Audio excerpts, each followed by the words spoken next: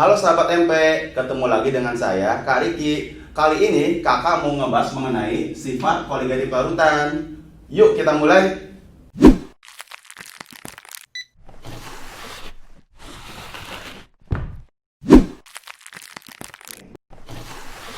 Nah, kali ini kakak mau menjelaskan mengenai sifat koligatif larutan, di mana pengertian dari sifat koligatif larutan itu sifat yang bergantung pada jumlah partikel zat terlarut. Pada kali ini kakak mau menjelaskan nih jumlah partikel zat terlarut itu seperti apa sih. Nah, sebelum kakak mau menjelaskan sifat koligatif itu apa, kali ini kakak mau menjelaskan dulu ke adik-adik apa sih maksud jumlah partikel ini. Sebelumnya kan adik-adik pas kelas 10 sudah belajar mengenai zat non-elektrolit, elektrolit lemah, dan elektrolit kuat kan. Nah, kali ini kakak mau ngebahas dulu mengenai zat non-elektrolit. Nah, zat non-elektrolit ini zat yang tidak terionisasi. Artinya dia itu memiliki derajat ionisasinya 0. Maksudnya apa sih? Contoh, misalkan dari larutan glukosa, atau dia itu memiliki rumus C6H12O6. Misalkan kakak punya 5 mol glukosa.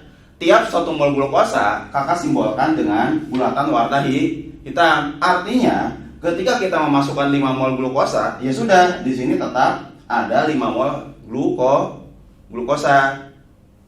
Selanjutnya di sini ada elektrolit lemah. Elektrolit lemah ini dia itu terionisasi sebagian, memiliki alfa kurang dari 1 dan lebih besar daripada 0. Contohnya, misalkan kakak punya asam cuka, atau dia itu memiliki rumus molekul CH3COOH. Analoginya, misalkan kakak punya 5 mol asam cuka. Nah, tiap 1 mol asam cuka ini kakak simbolkan dengan bundaran warna hitam. Nah, asam cuka sendiri dia itu dikasih tahu nih bahwa terionisasi sebagian sebanyak 20%. Artinya apa? Artinya dalam 5 mol asam cuka ini ada 1 mol asam cuka yang terionisasi. Nah, kakak kan tadi udah contohin bahwa yang bundaran warna hitam itu merupakan CH3COOH. Nanti ada 1 mol CH3COOH yang terurai menjadi CH3COO- dan juga menjadi H+. Artinya di sini bisa adik-adik lihat sendiri nih. Untuk CH3COOH ternyata diperoleh jumlah partikel yang lebih banyak daripada yang glukosa tadi. Selanjutnya kakak akan membahas mengenai elektrolit kuat, di mana elektrolit kuat itu terionisasi sempurna. Kakak ambil contoh nih, garam dapur atau memiliki rumusnya NaCCl. Misal, contoh, kakak punya 5 mol garam dapur. Sama seperti sebelumnya, tiap 1 mol garam dapur kakak simbolkan dengan bulatan hitam. Nah, di sini kan garam dapur itu merupakan elektrolit kuat. Artinya, dia itu akan terionisasi sempurna atau memiliki alfanya 100%. Maksudnya apa? Nah, di sini artinya semua yang tadi NaCl ini kakak simbolkan dengan simbol apa? Bulatan warna hitam, dia itu akan berubah menjadi Na+ yang kakak simbolkan dengan spidol warna biru, kemudian Cl- yang kakak simbolkan dengan spidol warna merah. Yuk kita hapus aja ininya.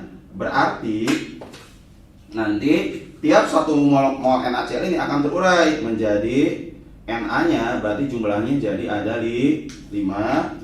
Kemudian Cl-nya juga ada di 5. Nah, dari sini bisa kita lihat ternyata dengan jumlah mol yang sama akan diperoleh jumlah partikel yang berbeda untuk zat yang elektrolit kuat. Nah, di sini dapat kita simpulkan bahwa adik-adik dengan jumlah mol yang sama antara elektrolit kuat, elektrolit lemah, dan non-elektrolit, ternyata dihasilkan jumlah partikel total yang berbeda, di mana untuk elektrolit kuat itu akan lebih banyak daripada elektrolit lemah, dan elektrolit lemah akan lebih banyak daripada non-elektrolit. Nah, untuk lebih jelasnya, jumlah partikel ini ngaruhnya seperti apa di sifat koligatif? Yuk kita belajar untuk subbab selanjutnya.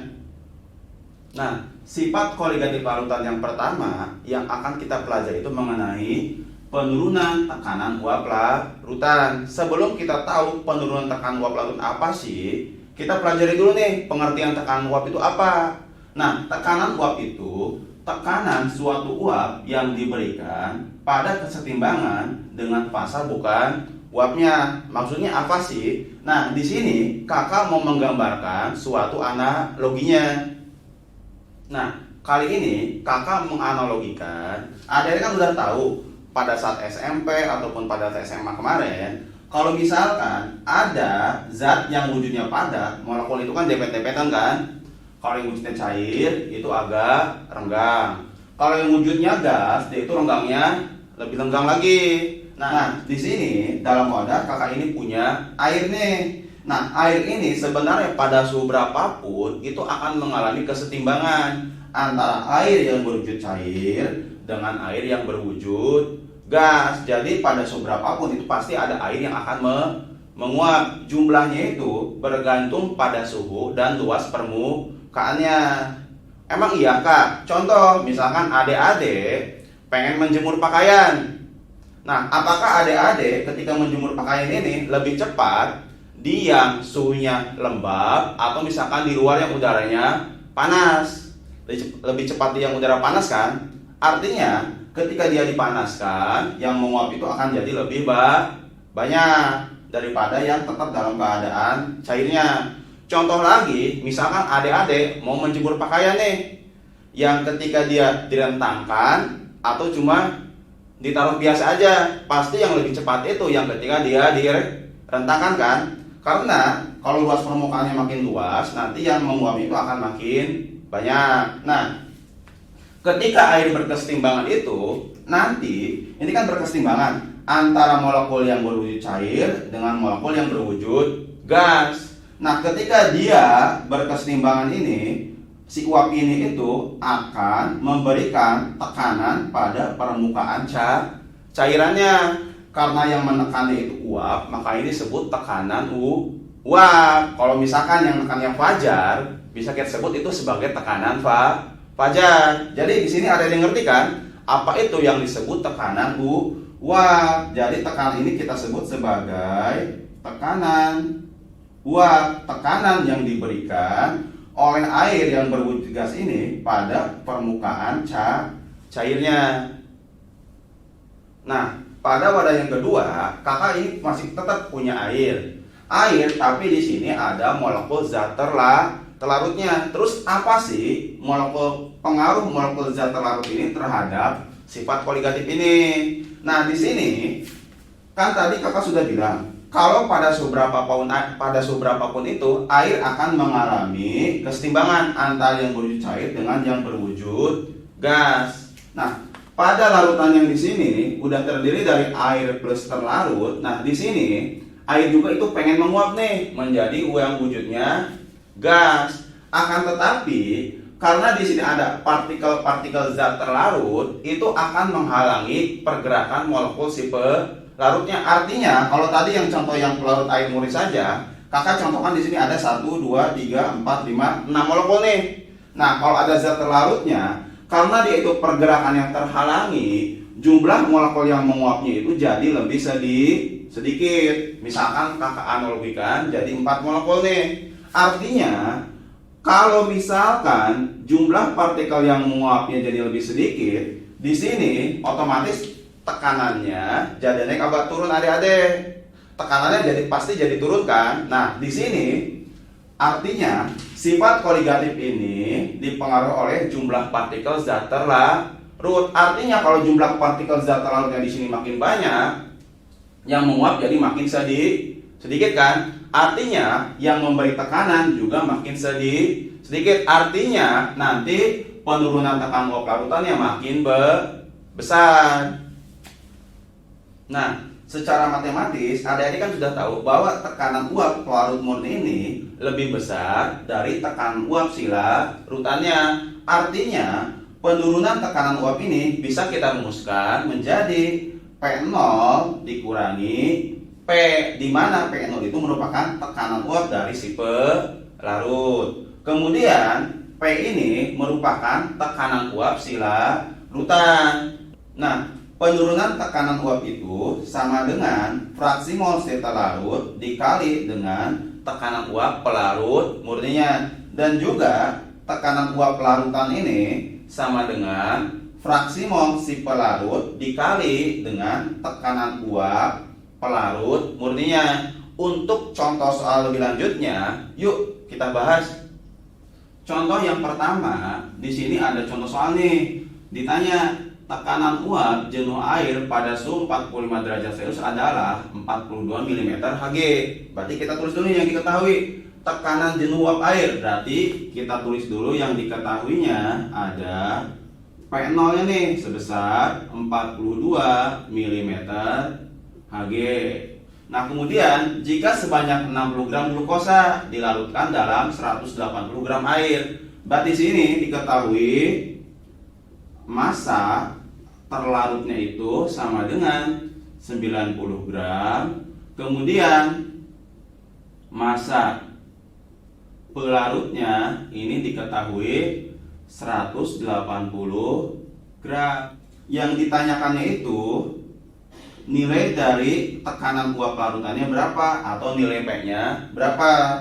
Nah, yang dicari itu kan tekanan uap jenuh larutan, atau dia itu P ini dirumuskan dengan XP dikali P0, di mana P0-nya kan udah ketahuan nih bahwa nilainya 42 mm Hg.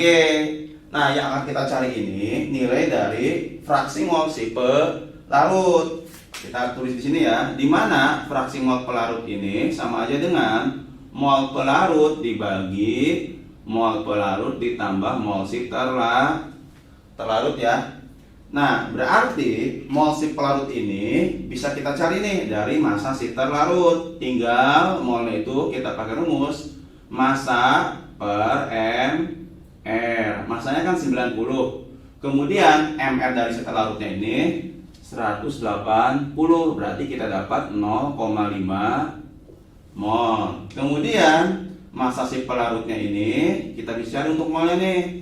Tinggal pakai rumus massa dibagi mR lagi. Berarti 180 dibagi mR-nya 18 dapat 10 mol. Dari sini kita bisa cari fraksi mol si pelarutnya. Berarti tinggal masukin mol si pelarut yang ini ya. Ini yang pelarut, ini yang terlarut. Berarti tinggal 10 dibagi 10 ditambah 0,5. Berarti ini 10 per 10,5 ya.